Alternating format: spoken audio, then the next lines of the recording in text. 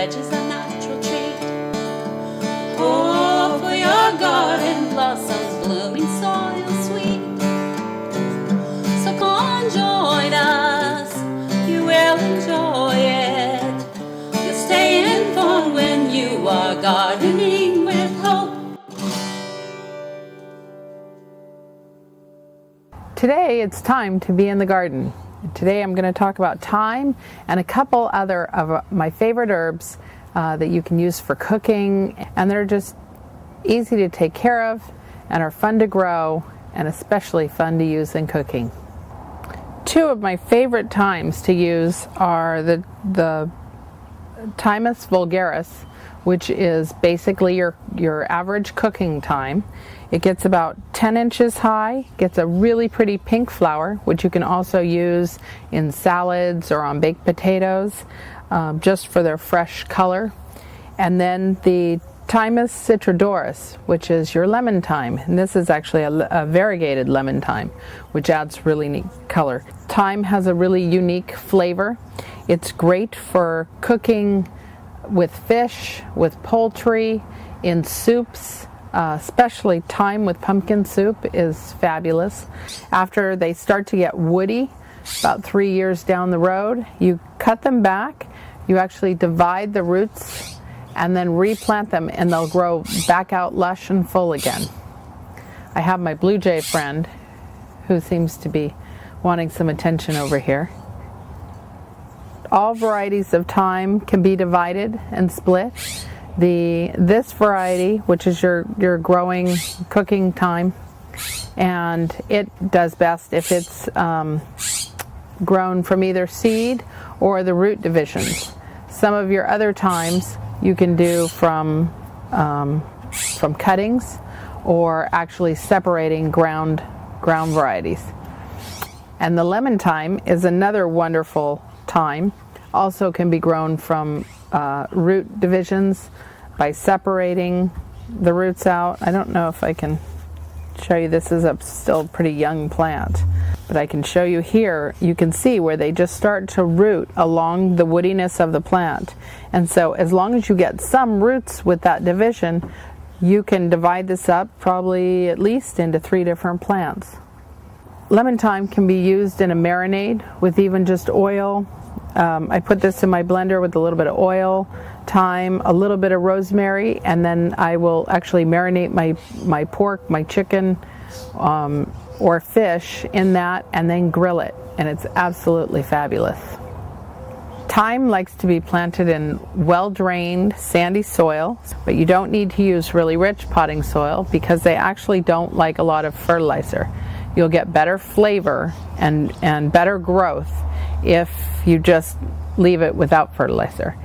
If you feed these too much, then they tend to get leggy and woody looking.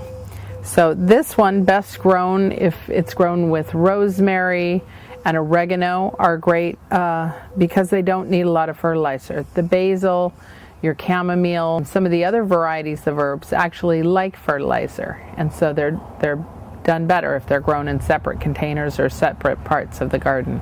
Besides having all the wonderful healing properties, thyme was actually used in the Roman days when they would take the warriors would take baths in thyme, and this was to increase their strength and their courage before going into battle.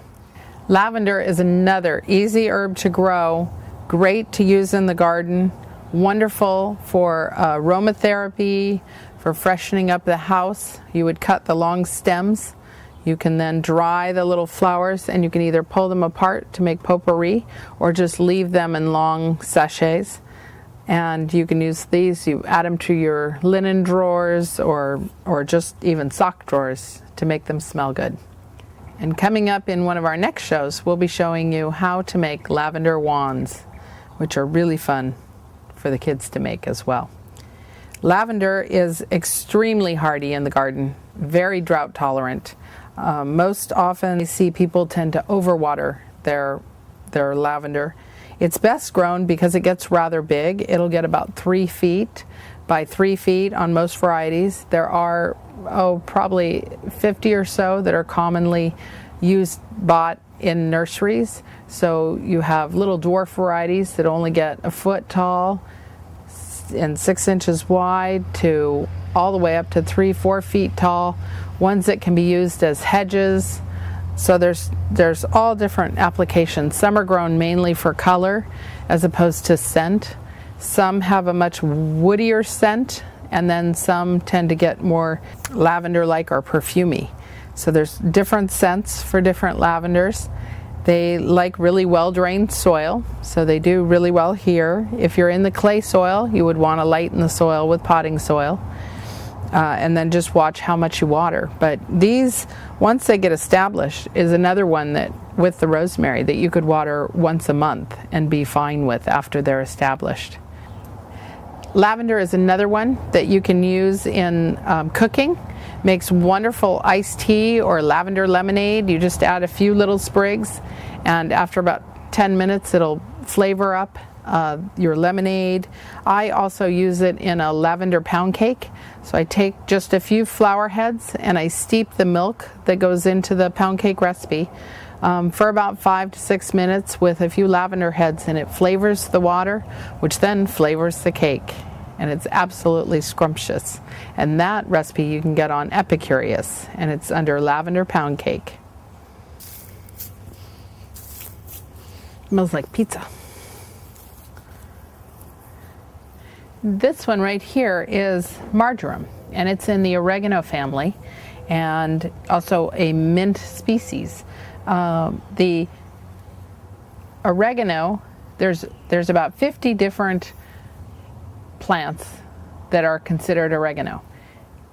Marjoram is one of them, but not all oreganos are marjorams. Isn't that confusing? But in any case, the marjoram is wonderful for sauces, in cooking, using it in tomato sauces or in any dish using beans, cheese, eggs. A lot of the Mexican dishes call for oregano. Great for flavoring, great for doing marinades or even using in salad dressings. Marjoram is really easy to grow, likes well-drained soil, can take a little bit more moisture and doesn't need to be fed, but it will tolerate food. So this one you can feed. Great planted with basil, and also chamomile would be another good companion plant for this one. And this one is so easy to use. When my mom makes open-faced grilled cheese sandwiches, and she'll sprinkle the chopped oregano over the top before she broils it, and it's absolutely yummy. Love oregano. This one is actually in the Greek days, if you had oregano in your yard, it was the sign of happiness, love, and honor. So a wonderful plant to add to your garden. I'm getting over a sore throat, and one of the things that I've used to help me is to make oregano tea. And we sweeten that with a little bit of honey, and it's great for preserving the throat. I've been talking a lot today, so I'm actually going to go make myself a cup of oregano tea, and then I'll come back and I'll tell you all about mint and basil and chamomile and a few others.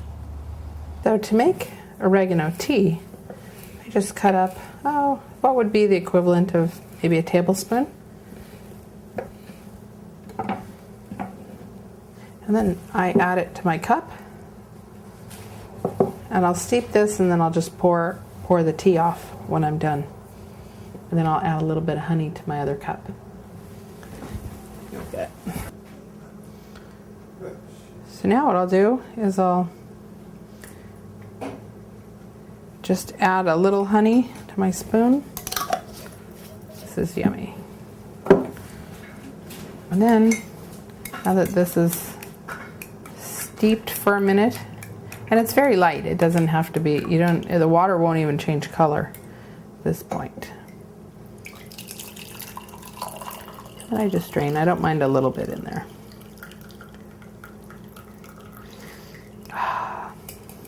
Smell-o-vision.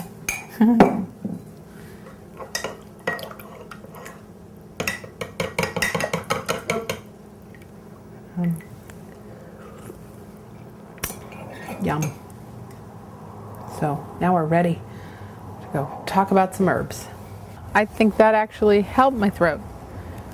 I can feel it. Wow.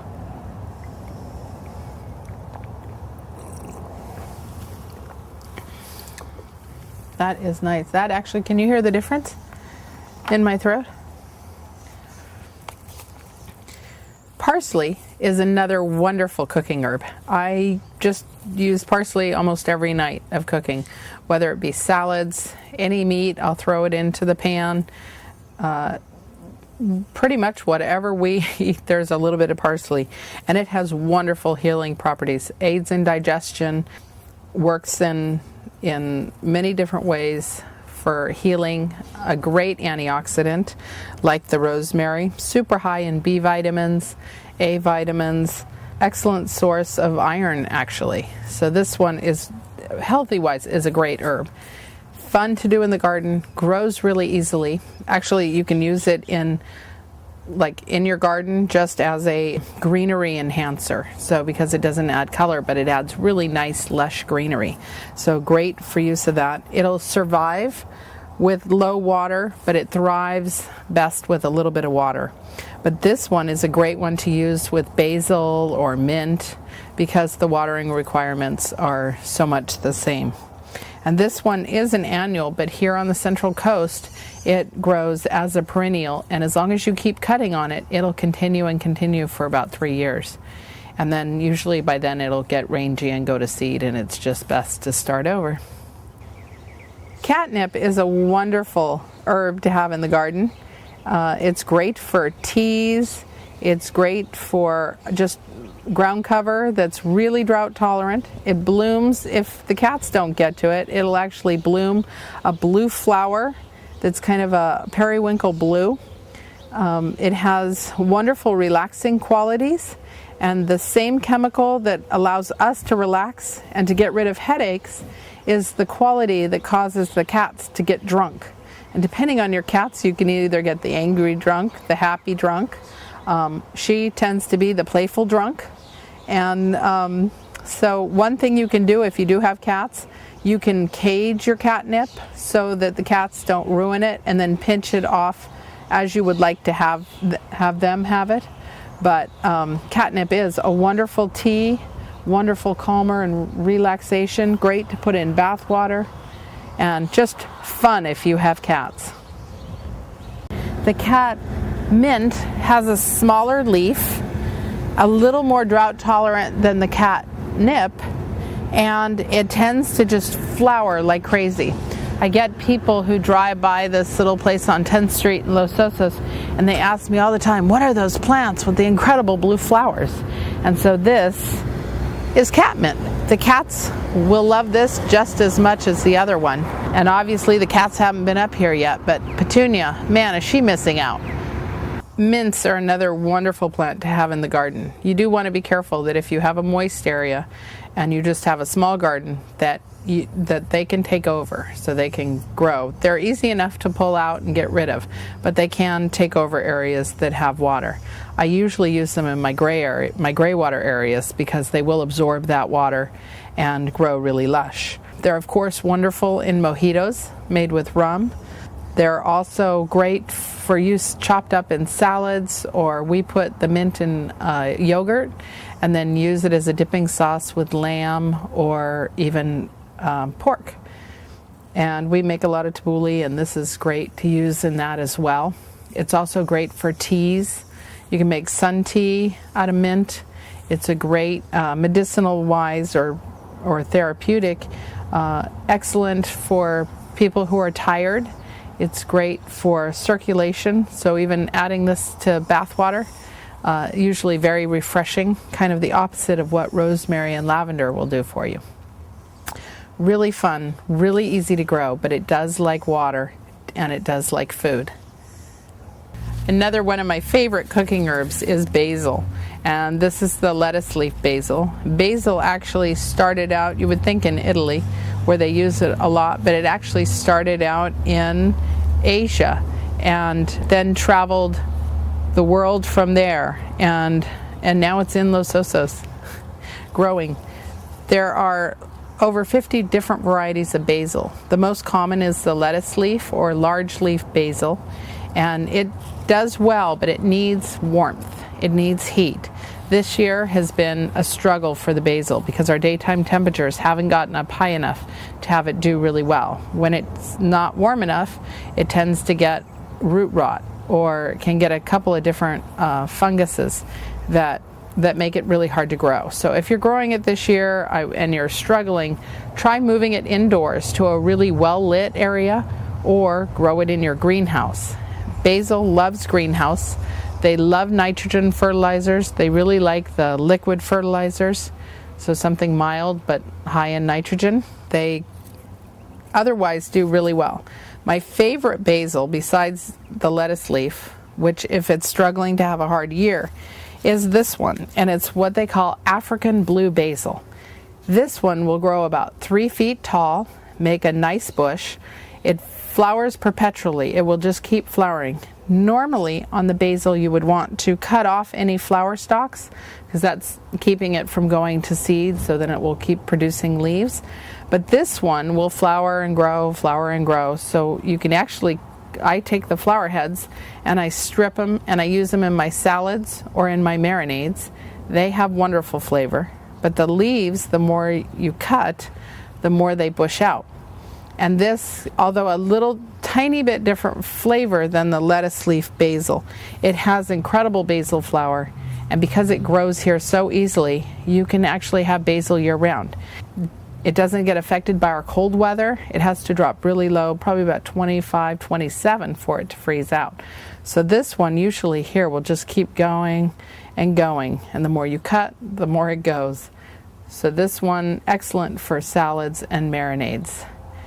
It's also excellent to plant near your fruit trees or anything that you need pollinated because the bees absolutely love this. So that helps them keep going, and it'll help get everything pollinated so that it grows really well. Basil is also a great attractant to gophers. So one thing you can do is use a gopher cage when using your basil if you're having trouble.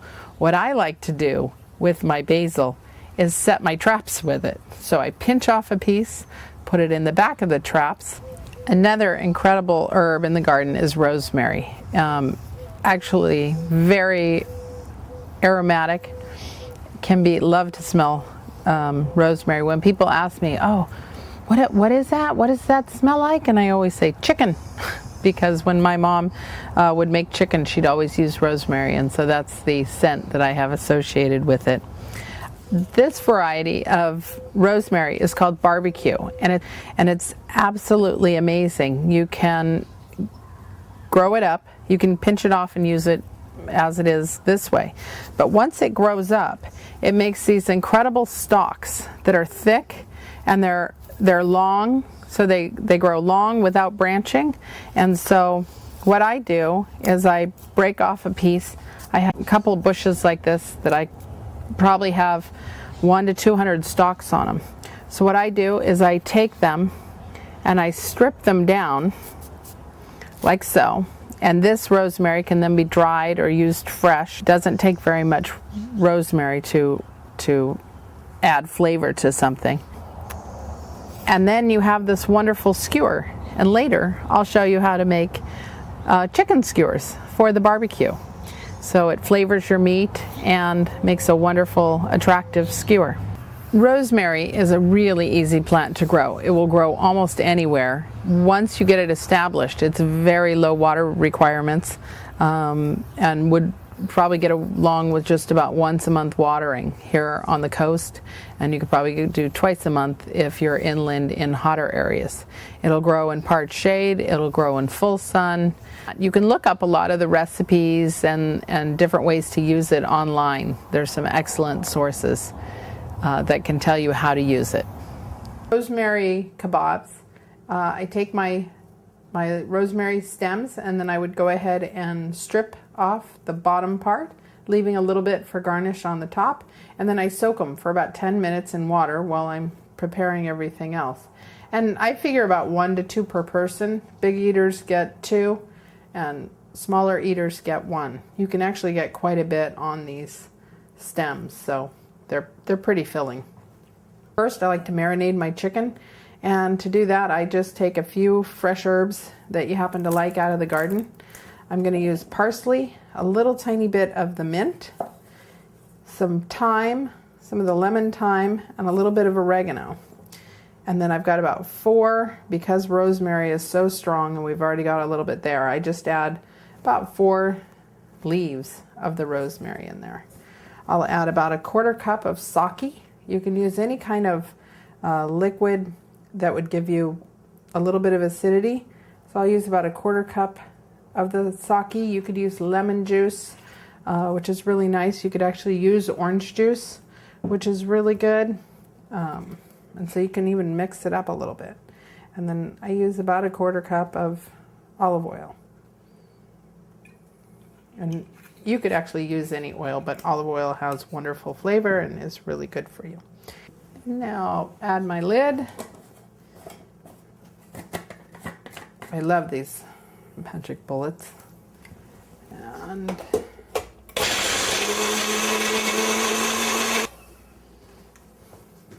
there we have instant marinade.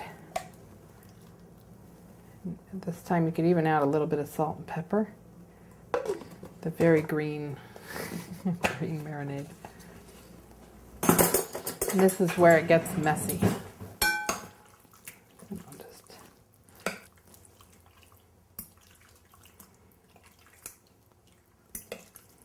Like one of our favorites is to do onion and pineapple, tomatoes. So you can pick any vegetables that you like. Anything that grills up in about the same time. And those I like to leave real chunky. This is such an easy one, such a fun one for kids too. Now we're ready. They don't start to cry. So then all you do is go ahead and add your pieces.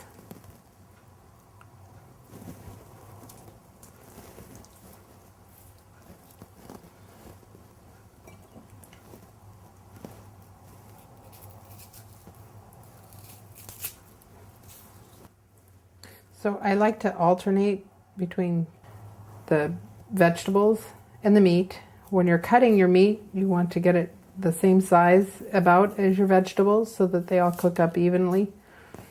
And then they don't have to be really tight. You can leave a little bit of room in between.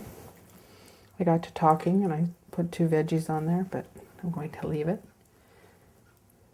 And you can marinate like do this part ahead, up to a day ahead. And then it gets really flavorful. So then I just set these aside. You could also do these ahead of time by about a couple of hours to a day.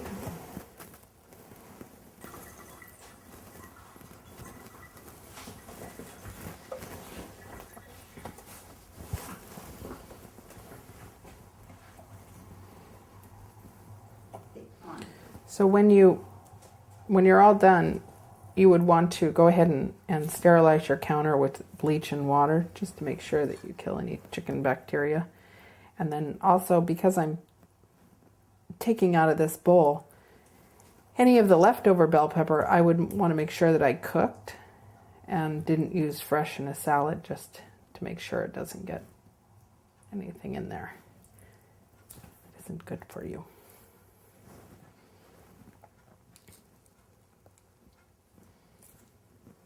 These are great for barbecues. We actually take ours camping. I'll do them the day before and then go camping and have kabobs. Easy.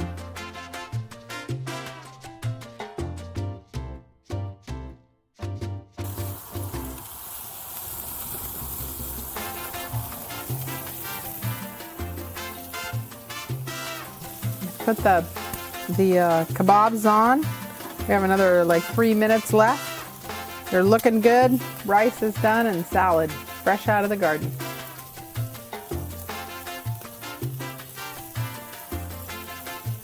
Oh, I I can smell the rosemary.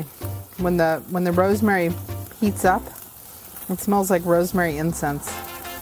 It's beautiful.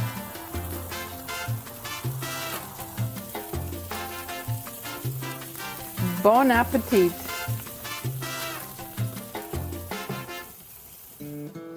Hope for your garden, fruits and veggies a natural treat. Hope for your garden, blossoms blooming, soil sweet. So come on, join us, you will enjoy it. You'll stay informed when you are gardening with hope. Come on, join us, you will enjoy it. You'll stay informed when you are gardening with hope. Hope for your garden, fruits and veggies a natural treat. Hope for your garden, blossoms blooming, soil sweet. So come on, join us, you will enjoy it. You'll stay informed when you are gardening.